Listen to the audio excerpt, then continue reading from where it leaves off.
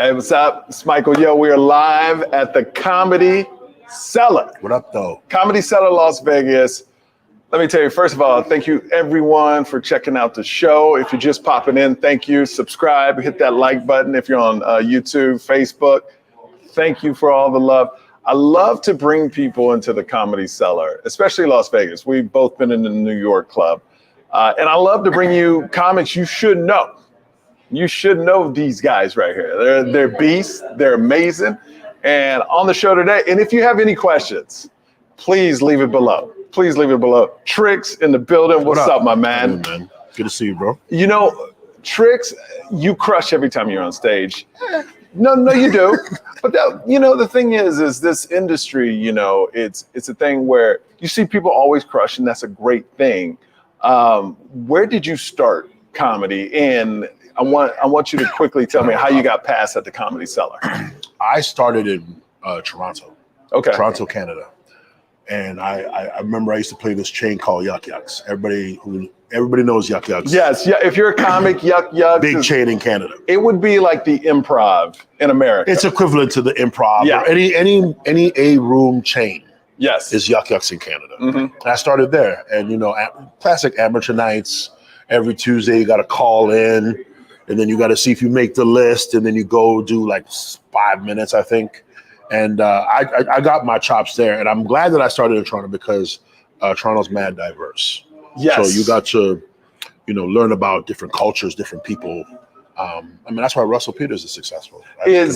One thing about Russell Peters, not that he's just from there, I feel he's so successful, is because you can drop that dude anywhere off in the world. Right. And he could tell you all about their culture. And that's Toronto. Like Toronto, Yeah. You were in front of different people. You were in front of, it wasn't just black, white, Mexican. Yeah. It was Latinos, Filipinos, Argentinians, people from Lebanon, Africa, Caribbean people. Like it was all those people in one room. So you kind of got to learn diversity really quick. And then, obviously I made the move to Vegas. Yeah. Did you try? Well, first off, before we get to Vegas, I want to know, like, your first time up, did you know, like, you were funny the first time you went up, or did it take a lot of work? I'll say this. I was raw the first time I went up. Well, everybody thinks raw as in what? New or raw like dirty? No structure. Didn't really know how to, like, set up punchline. None of that. It was just go up there, talk, be funny. And I didn't care. I wanted to be funny. Funniest guy in the room. So I was very raw. Didn't know what I wanted to say yet. Didn't really have a voice. Mm-hmm. And that took time. And ironically, Vegas is one of the places that helped build it, because when I came to America, I knew, okay, look, you got to start writing material that's like universal. It can't be just stuff for Toronto. Do you feel like a lot of comics in Toronto is kind of local based? Like they write jokes for Canada. That's not just Toronto. That's like people who, if you're in a place for a long time, and that's all you know, well, that's what you're going to write. It's interesting because when I first moved to Vegas, I've always talked about family ever since I started, like me growing up and stuff. But I noticed a lot of comics in Vegas just talk about, they have so many Vegas jokes. Because it depends. If you're playing a casino-esque crowd, they kind of do want to hear a little bit about Vegas. Now, obviously, you can't take that on the road. Yeah. You have to have stuff in your back pocket. But I think it's fun to kind of throw the do's and don'ts and the things that make you mad about Vegas or the things that make you laugh about Vegas in your set. Gotcha. It's kind of a welcoming vibe when you're doing Vegas, but you can only do it here. Yeah. That can't be on your special. Like, that can't be your set. It's got to be exclusively for Vegas. So how many times did you crush the first time, second time? Did you do well? I did well my first time on stage. Okay. But in Vegas, it took me about 2 years to really crack Vegas. Yeah. Really? 2 years. Wow. That's I'm awesome. not saying I didn't do well, but I didn't do as well. Like, it took a while to learn that there's different walks of life here. Yes. It's not just America. There's people from all over the world here. Mm-hmm. And there's a way to play Vegas. Everybody thinks Vegas is like easy. You come down here, everybody's drunk and it's good. Let's laugh. But no, there's a way to play Vegas. I tell people, like, we got comics that come in from New York and LA, and I've seen some of the best comics from New York and LA, it takes them a day to adjust because this is not a coast comedy club. I mean, they got some of the best comics come here in all the world. But the thing is, where like Toronto has a lot of different races there, this has not a lot of different races, but it's people from all, like you said, walks up. But you have the flyover states. Yeah. You have that your material has to hit the flyover states as well as the coast. Yeah. You know, so once you build that, I feel like my thing is if you can perform here in Rocket, you can go anywhere. Because this to me is the hardest city. Because I've lived in New York. I mean, I lived in LA. I've done the New York clubs. This seems like is the hardest. Vegas is. And by the way, we're going to get to all your questions. See all the comments coming in.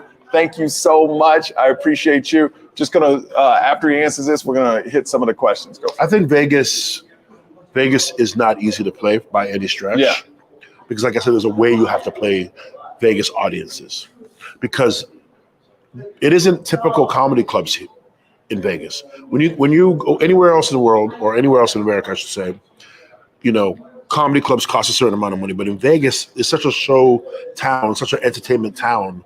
You know, a cost of a ticket is like $60 in a Vegas comedy club. Yeah. So there's an expectation for caliber of show when people come. So they're not coming to a comedy club thinking it's a comedy club in Middle America. That's no disrespect to Middle America, but there's a mentality here where we're going to go out to see a show.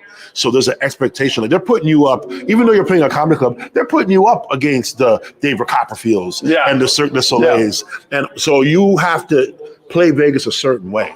You know, they're putting you up with the guys who are playing theaters like the Gaffigans and the Maniscalcos. Doesn't matter. So you have to have a certain I don't want to say style, a technique to play Vegas. So Vegas is not as easy. I tell all comics, you're not going to come here and destroy your first time. It's not going to happen. It's just a different world. It's because you think you're going to a regular comedy club, but these people play anywhere from $60 to $100 for a ticket. And a lot of them, the ones that get comp, had a terrible day at the casino.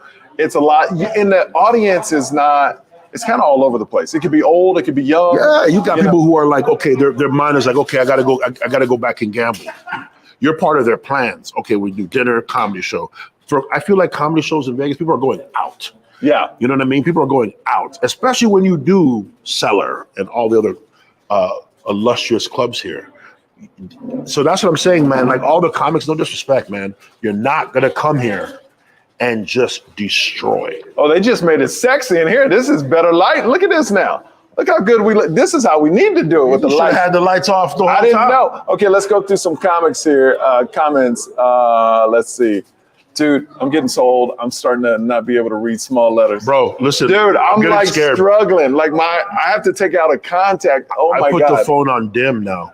That's the scary part. Vegas people, it says Vegas people are depressed, seem depressed. Hey, some people come to comedy shows because they are down. That's true. They need to be. But let me tell you, isn't that the best email after a comedy show? Yep. Somebody that is on rock bottom and they said that show made me feel changed so everything. much better. Changed the whole trip. It changed the game. Yeah, Vegas can be rewarding in that respect because you can literally change people's like emotional misfortunes just like that. All right, let me try to read some of these.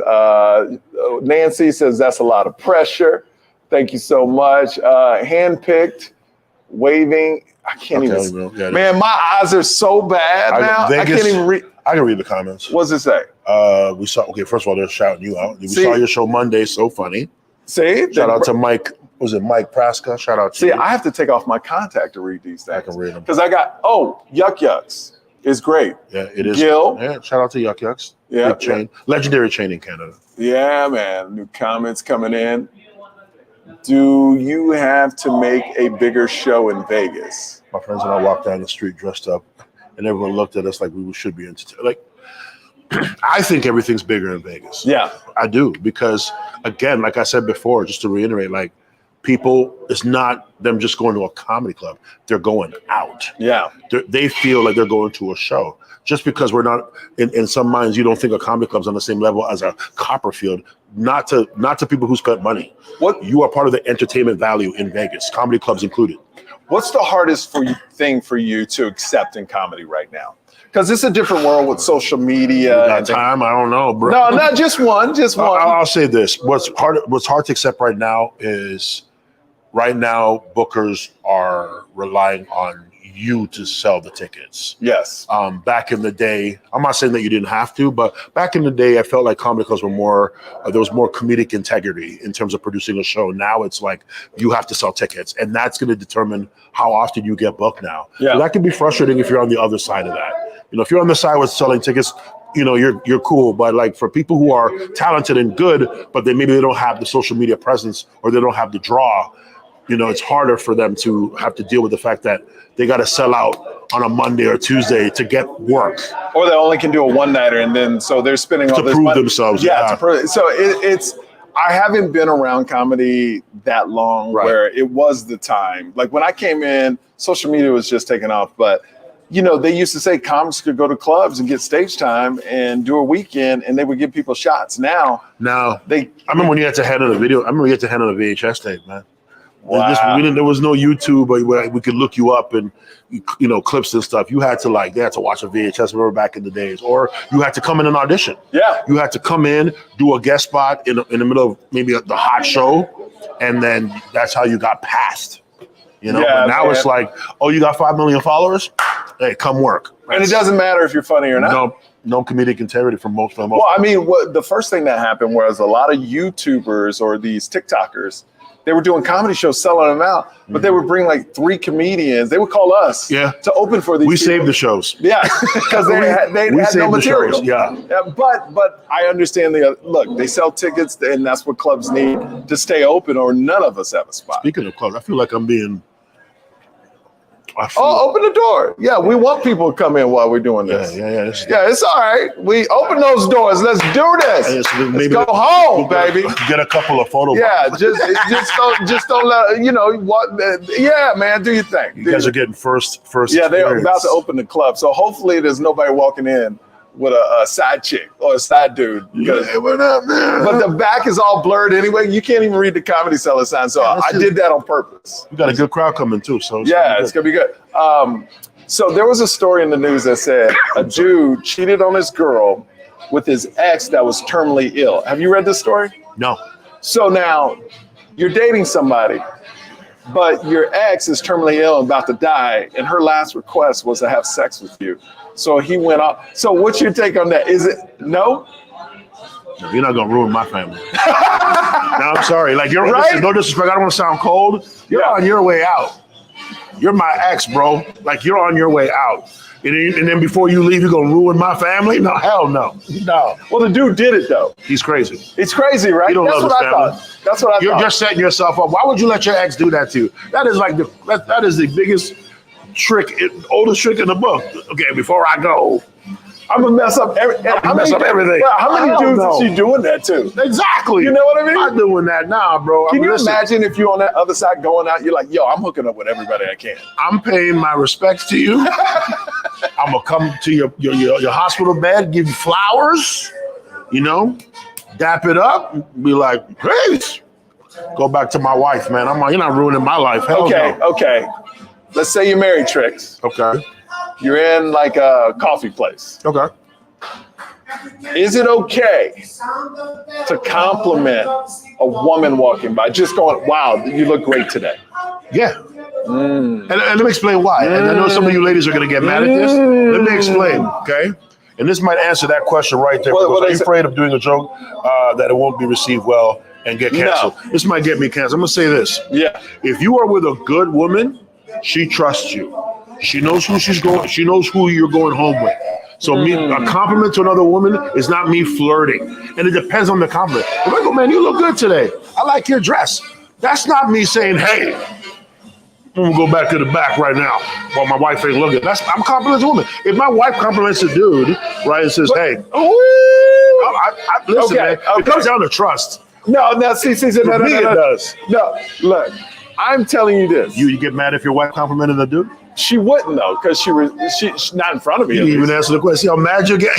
You get mad, bro. But no, my thing is, to me, and please leave your comments below. Right. Tricks will read them because I can't see them. I'm just seeing. Wait, what's it say? Paying compliments when married is fine. Married people are not blind or deaf. Trust is a must. Diane. Diane, my girl, Diane. It comes down to trust, Mike. If you like, okay, let me say my piece. All right. What I'm saying is, to me, if you wouldn't say it in front of your wife, there's no need to say it. Like if I wouldn't I wouldn't compliment another woman in front of my wife, so I wouldn't do it in real life either. Okay. You know, like just like if you're dating somebody. So you're going off the basis of respect. Yes. Yes, I think it's fine to do, but I wouldn't, because it's like I wouldn't want my wife complimenting another dude. So you're basically you're more like on the do unto others as you want. Yes. That's your. Yeah. But do I think it's wrong? Like if you're no, but I think for me and my wife, our relationship is like, yo, we wouldn't do it. I'll tell you a story. I was with what's his name that was married to Miranda Lambert. I think it was Blake Shelton. Okay. And I knew they were going to get a divorce. This was like 2 years before. Blake and her were talking, and he was saying, yeah, I compliment women all the time in front of Miranda. And she loves it. We talked about it. She compliments guys, but the look on Miranda's face, I was like, this is not going to last. Because a lot of women don't like that, man. Here's my thing. For me, it comes down to the compliment. You understand? If I'm with my woman and I see another woman, I'm like, oh, you look good, girl. You know what I mean? Well, that's creepy. That's disrespectful, though. And creepy. But if I'm just like, if I'm standing beside a woman who looks good, because women do it to women all the time. But if you're a smart man to avoid trouble, this is what you do. Wait for your wife to compliment the girl first. Most women are like, I like your boots. I like your dress. Wait for your wife to say something before you go, yeah, you look really good. No. That's what I would do. Say, yeah. Wait for your wife to compliment first. I can tell Tricks isn't married.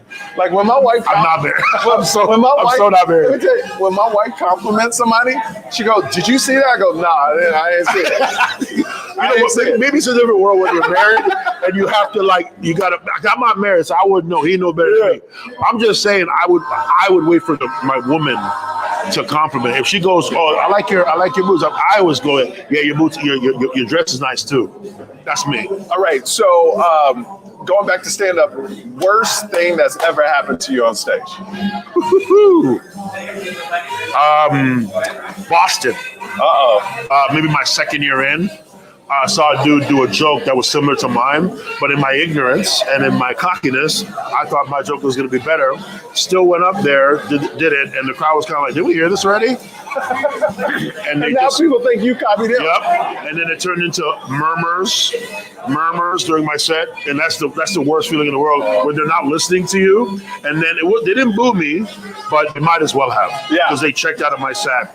And I remember feeling like I need to stop. I'll never forget. And I was the only one. You almost quit comedy? Because I was the only one in the car who didn't do well. And that's a long car ride home. When everyone's talking about the show and you're the one that did bad and you're just sitting in the corner, and the comics will bust your balls too. Like, hey man, don't itch, man. Except you, Tricks. I don't know what the hell you were thinking. You know what's funny is when you have a bad set and you go to the green room and you walk in and all the comics are like, most of them like won't even live like, so everyone they'll always have one comic that'll bust your balls. But me, when somebody does a terrible set, I just kind of like I'll leave the room. I want to address it, man. You know what? I think with years in the game, when it's your second year, it's like your world is crushing. Oh my God! But when it's your 10th year, you're like, like sometimes, like when you're in your 10th year, sometimes you like to bomb. You be sitting up there, and I bomb on my own terms. Well, you know, like tonight, the first show, I was like, I'm gonna start with a joke that's always in the middle. Like to me, I tried 2 new jokes up front. Yeah. One worked, one didn't. One didn't work for me. Yeah, and then I'm like, all right, I know where I'm at with that. But that challenges your brain though. You know what made it? You know what made it even worse? What? I did the joke. And they didn't laugh, but the security laughed. But they were laughing because it didn't work. Yeah, no. You know what the funniest thing is? It was horrible. When you bomb a joke, but the other comics laugh in the back of the room. That makes me laugh. That's hilarious. That kind of makes you feel better, though. Yeah. But like I said, there's a difference between bombing first year versus when you're a vet 10 years in. You learn how to take the good with the bad, but it's your whole world in your first 2 years. Oh my God. You know what I mean? You feel like the worst. By the way, Danica Jackson says, Tricks, he's a good dude. Appreciate you. Yeah, Danica, thank you for watching. Thank you for watching. What did you say when you bomb on your own terms? Oh, what I mean by that is if you know a set's not going well, you kind of just embrace it. Yeah. As opposed to like your second year when you're bombing, you can see sweating, the sweat and just like the fear on your face. Dude, the way your body gets hot. It is the longest 5 minutes of your life when you're bombing in your second year. But but to answer your question, when you embrace it, you like when you say a joke and it doesn't work, you are like, okay, well, I guess that one, okay, well, that one's new. And maybe I'm totally wrong in saying this, but I believe once you get a certain point in your career, you kind of stop doing it for the crowd and you're doing it to get better. It's really you honing your craft. And I don't think you can hone your craft without bombing. Like, I don't think you can hone it without doing bad. Yeah. I love to kill, but I think Patrice O'Neal said it the best. It's easy to kill. Like, I believe once you establish comedy, everybody has 15 minutes that will destroy. Yep. But when you see comics go up there and try stuff, that's you know who I love? Yamika Saunders. Have you ever seen? Bro, I was just watching a clip of her yesterday. We worked together last week. Shout out to Yamika, man. I love how she just goes up. It doesn't matter. Like, I want to be able to do that freedom one day, but she is her Lizzo stuff. Like on the Lizzo stuff now. Bro. Oh my gosh, she's so. Shout out to Yamika. Yeah. She is a beast. Fearless and hilarious, dude. Yeah. Yeah, I love her to death. She's great. But I hear what you're saying, that comfortableness. But it's just, but you do have that because when you're yourself. Well, I'm very like, I'm always working on another special. So that's my thing. But you are you when you're executing your 100%. Yeah. But I like being on the road. Here's the deal with Comedy Cellar, and for all you people that come. Yeah, but they're coming in the background. They're coming in the background. It's dope. Here's the thing with the Comedy Cellar is that everybody crushes here. Mm-hmm. So it's kind of hard. You just got to say, all right, I'm gonna mess around these couple minutes, and if it doesn't go well, hopefully I can get them back. It's just the level is so high. Well, if you don't care about being the weak link on the show, because you have to. The crazy thing about comedy is when you say, okay, I'm going to use this time to work on a couple new bits. Yeah. You have to work on new bits. So if you're cool with sometimes that will make you the weak link on the show. But doesn't mean you're a bad comedian. So as long as you don't get in your head about, well, I have to be one of the best on the show, take that out your brain and just work on your craft. Yeah. Because you're going to do jokes that are going to kill, and then you're going to work on stuff, but you need to gauge those jokes. Yeah. That's how you get better. That's how you stay a beast. So my second new joke I did tonight, I got the courtesy laugh. You know that one where a couple of people just go, ha, and they don't mean it at all? Danica Jackson, I have a special. Yes. And so tell everybody about your special. My new special is called Po' Boy, just like the sandwich, PO''BOY, and it's on Tubi. It's on Tubi. Tubi's free, so go check it out. Tricks with 2 X's. Name of the special is Po' Boy. I shot it in New Orleans, hence why I named it Po' Boy. I had a lot of fun with it. Shout out to Laugh at the Dark. Mm-hmm. And go enjoy it. It's on Tubi.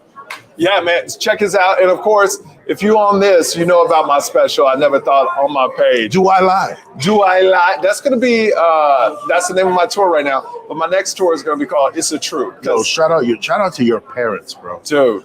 If you watching this, shout out to your I do a podcast bro. with my parents. Check out the clips on YouTube or Facebook. Your mom and dad are. How dope is this? We're doing a podcast and people filling into this. This is the vibe I always wanted to create on this show. It's kind of dope because you can see blurry. That's kind of dope. And so if you got a side chick, we won't show it because I blur you out. There's a couple of them in here though. How dope? This is dope. This is what I've always wanted. Oh, Tricks says see you in Philly. Oh, yeah, I'm being in Philly in a couple of weeks. By the way, I'm doing my first theater in Denver. We got 30 tickets left. September 30th. Boston and Cleveland. I'm coming in a couple of weeks. I want to see you there. Tricks, tell them where you're going to be at, man. Next week, I will be in Sacramento at the Sacktown Labs Unlimited Comedy Club. So anybody in Sac, September 15th, 16th, come check me out. And the week after, I'll be in Louisville with Mr. Adam Carolla. Oh, dope. Yes. So come check us out. I love Adam Carolla. That's Yes, my dude right there. He's put me on, man. He put me on his podcast all the time. Shout out to Great Carolla. guy. And I can't wait to work with him. Keep crushing, my man. We got to do a show. We got to do a show right now. We got to do a show. Hey, thank you for watching. Make sure you follow him. Put the links down low as well. Comedian Tricks, 2 X's. Comedian Tricks, 2 X's. Love you guys.